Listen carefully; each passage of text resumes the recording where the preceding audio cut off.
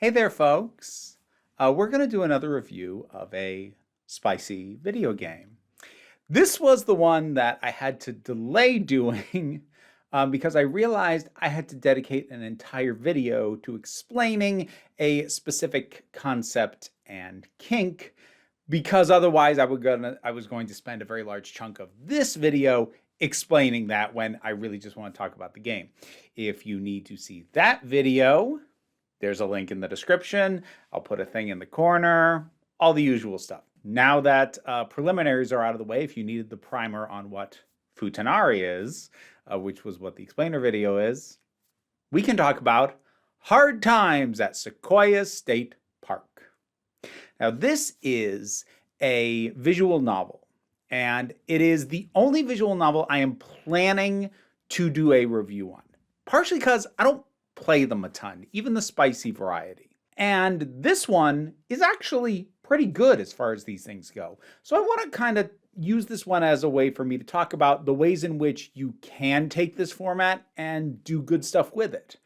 The inherent problem with visual novels, whether they are spicy or not, although I think it's a problem kind of compounded with spicy games, but I'll come back to that, is that you can often end up with something that didn't really need to be a game.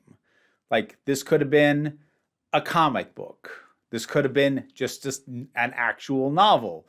This doesn't benefit from the interactivity. Now, there are ways to counteract that. The big one being the whole choices matter notion, in terms of ways that the story will branch. And this game has that to some degree. It's sort of doing that, but also not in the way that a lot of other games do, because it's not telling a particularly intricate narrative, which is part of where things get difficult, especially for spicy visual novels. Because while, yeah, maybe it feels a little bit more participatory that you are making the choices, ultimately, you are just watching cutscenes, or in some cases, just straight up still images, unmoving things with maybe a little description. You didn't have to play a game to experience that. I find that spicy visual novels kind of make or break on two aspects. The first is, obviously, the visuals. Now, when I say that, I'm talking about a couple of things. How is the art style? And how regularly are you seeing new images? This can often be a problem, especially if it is not joined up with good use of the second make or break, but hang on to that, we'll get there. Because let's be realistic. These are usually small, if not single-person development teams behind games like this. And assuming they are actually making the art instead of stealing it or getting AI to do it, this is not AI generated, I am happy to say, then that means that there's probably only so many images that you're going to have, because there are going to be all these scenes, be they spicy scenes or not, and potentially character portraits for back and forth dialogue, backgrounds you have to create, all of these things, and every single one has to be a finished piece if you want this to be worth playing at all. But that is more time, more work. Now, you can get away with limited new images depending on the second aspect, which is how good's the writing. Now, when I say how good's the writing, especially in a game like this, I don't mean like mind-blowing plot twists. It's got the plot of a standard porn for all intents and purposes. But what I mean is there will be an image that comes up, and it'll be maybe two characters engaging in one very specific action or one in a very specific pose. But to get a full sense of what's going on, there will be a description of what's happening.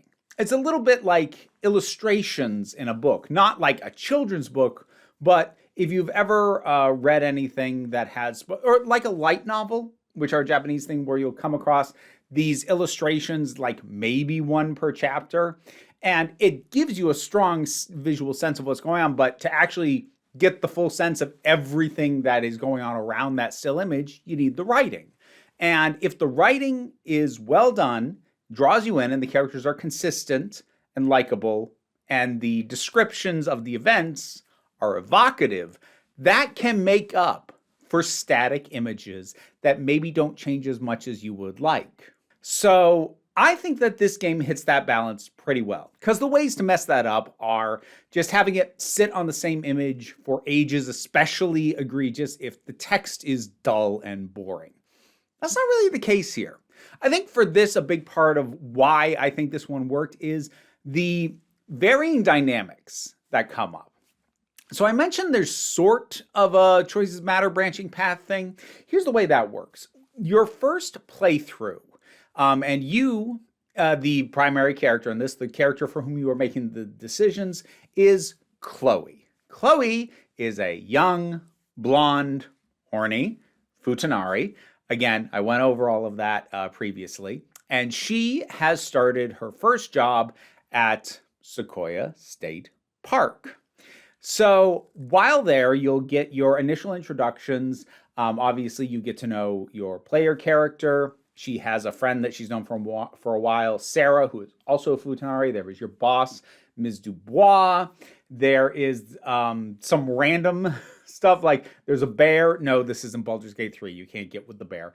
But like there's a bear, and there is this annoying little office twerp who you also, it's not even an option to get with. He's just kind of there for, God, again, if you ever watched like, especially slightly more softcore leaning porns from back in the 90s or even the 80s, there'd be the token plot, and there'd often be like one usually kind of slightly antagonistic, annoying character who's meant to be comic relief and to move the plot along, who is someone who does not get it on with anybody.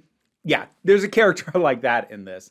So those are the initial characters that you meet. And then there's sort of the main thrust of the narrative. I could have picked a better word than that. No, actually, I think that was precisely the right word. Never mind. So you run into, or Chloe runs into Becky. And Becky was basically her bully. Becky is someone from Chloe's past that she doesn't have a very good opinion of. And the scene that plays out can basically play out in one of three ways depending on the decisions you make. No matter what, it is going to get very frisky, and it is going to be visually explicit. But the options basically come down to, are you dominant? Are you submissive? Or are you a switch? So for various points, there will be given three options, and one of those three options will fit snugly into one of those. There isn't really much of a benefit of mixing and matching. That'll just kind of end you up at the switch, but you can just kind of pick the middle option and end up there anyways. So there is an expectation that you will play this first chunk where you encounter Becky 3 times. Thankfully, there's actually a rather well implemented fast forward feature that isn't there on your first playthrough of any given thing, but on a replay, there is a fast forward button that basically jumps you ahead to the next decision point. So that if you are doing it as a replay, like, okay, I made these choices last time, I want to make different choices this time, you hit that fast forward, it just jumps you ahead to the next point at which you make a decision. And that's actually a really handy quality of life feature for a game like this that wants you to make new decisions the next time you come through and play it, but isn't going to make you sit there and like have to click the mouse once for every time you want to skip a specific dialogue. So that's a nice feature. I appreciate that. And so, as I said, the scene with Becky in the park is going to play out no matter what. Becky also has a friend with her, Alice, who doesn't factor in this scene, but will later in another way. But you can either basically sort of get a very, basically have a hate fuck session with her, be very dominant and really exert power over her. You can be more submissive, where she takes the reins and basically bullies you into dicking her down. And then there is the more switch route, which is the one that kind of seems to confuse her a little, because it's a little bit, I don't want to say romantic or tender, but it's a little bit more understanding, but still exerting some degree of control. Now, depending on which path you take, and again, this is part of why it's worth like committing to one, because you have to basically make every submissive choice, every switch choice, and every dominant choice. And for when you complete that run on each of those 3, you unlock a different secondary scene to happen afterwards. If you go all dominant, you unlock an additional scene with Becky in which her friend Alice will also be present. So you basically unlock a threesome scene in which Chloe is incredibly dominant and physically aggressive. If you go the switch variant, then Chloe will get with Sarah, who's the other Futanari, and it will be a very switchy scene with each one kind of dominating the other and switching off and taking turns being more in control, being the penetrator or penetratee. And then there is Ms. Dubois, if you have gone all submissive. And Ms. Dubois is a dominatrix for all intents and purposes, expects you to obey and do as you're told, and will have you serve her in the exact manner in which you are thinking. What I like about this, especially for something like this, is it can be frustrating. Speaking as someone who is a switch and can get in different mindsets and enjoy them, but it can often feel railroady if I don't feel like I would make the decisions that the central character is making. And here, the options that I'm given lead to wonderfully different outcomes with completely different people, and each scene has a very different flavor to it. All very sexual, obviously, but in terms of where Chloe fits into all of this and how she is portrayed and how she is related to by the other characters, that is going to vary pretty drastically between the 3 scenes. And I like that it doesn't feel like you're playing an alternate universe version of Chloe, at least the way as I read it, like, these are all aspects of her. She can be all 3 of these things. In my mind, she is truly a switch. It's just only with Sarah that she's with someone who can switch it up as much as she can. Whereas when she's with Ms. Dubois or Becky and or Alice, those people are more fixed in the role that they want to play. Therefore, so is Chloe. I don't want to oversell the intricacies of this. I think altogether, I played maybe 4 hours on this to see everything. And there is no voice acting. So if that is something that is normally helpful for you with games like this, it is not present. The art is pretty good. It's slightly cartoonish, not overly so, but it's not super realistic. And I do like it for the most part. If I have a quibble with it, it's that for dialogue scenes that aren't part of a sex scene where it's just the characters, talking to each other, each character only has like 2, maybe 3 poses that they have. And sometimes the writing has to, there kind of becomes a gap between the pose that they're in and what the writing says is going on. Because if the writing is saying that, say, Ms. Dubois is sort of, eyeing Chloe and looking at her like, yes, I think there's something here. There is a bit of an incongruity between that and the face that the character is making, but that pose of the very limited number of poses she has for the full character model, that's kind of the closest one. So like there are little gaps like that will happen. Thankfully, when you get into the full scenes, those aren't limited to just the poses from the dialogue scenes. Obviously, they are completely original pieces of artwork, and they will do things like vary up the angles from which you're seeing things. It has a really nice sense of framing in terms of all this, and it's pretty to look at. And while the characters aren't exactly particularly deep, they do feel fleshed out enough for the purposes of something like this.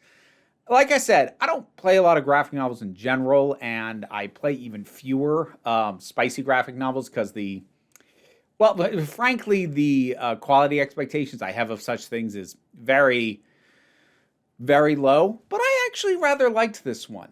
And it's something that I can point to in terms of features for the options that you have for how to play things, the way that you are allowed to go down different paths and have distinctly different results as a consequence of that. The fast forward feature, great. Absolutely wonderful. Keep that. More things need it. Yeah, I actually was surprised how much I ended up enjoying this. I did have to get into the mindset a little bit. It had been a while since I had read or watched a Futanari work in particular, so I did have to. Some of the stuff I talked about when I did that video talking about that kink in specific, I had to sort of get over my head. Right, right. She's basically going to have that sort of almost 18-year-old boy thing of like, oh, it's like it's got a mind of its own, and once it's hard, I can't do anything about it. I can barely control my lust. I'm like, right, right. That's a thing with this, which being at the age that I am, and now actually, being a trans person as opposed to thinking that I was a straight crossdresser back when I first started encountering this kink. At this point in my life, that is, a little reductive, but it is very much in keeping with the tone of this, that sort of lighter, silly 90s kind of, very thin plot that gets you between the sex scenes kind of tone. And once I got into that headspace, yeah, I had fun with this. So I don't expect I'm going to be reviewing another visual novel anytime soon, especially because I have numerous other games that I've already played that I want to get around to talking to. It's just that, trying to find the time to A, play these games, and then B, sit down and talk about them, and then C, work on editing them, because I do multiple versions of the edit depending on where the video is going up. So they're a decent amount of work considering that they're not particularly widely viewed. So while I absolutely intend to keep doing this because I love playing these kinds of games, I love playing spicy games, and I love talking about them, this is, I can't say when the next one's going to happen, but I can tell you some stuff that I want to get around to talking about. I want to talk about Spirit Valley. I want to talk about Oso Hero. I think I actually want to talk about Honey Pop. So there are definitely things that I want to get around to talking about. No promises on when. And maybe there'll be other stuff up on this channel, in between now and when I get something else up. But for right now, we're going to leave it there. Have you played this particular game? Do you have a favorite visual novel game, spicy or not? I'd love to hear whatever your thoughts are on any of this. Please take care of yourselves, and remember that you are beautiful, you are valid, and you are loved.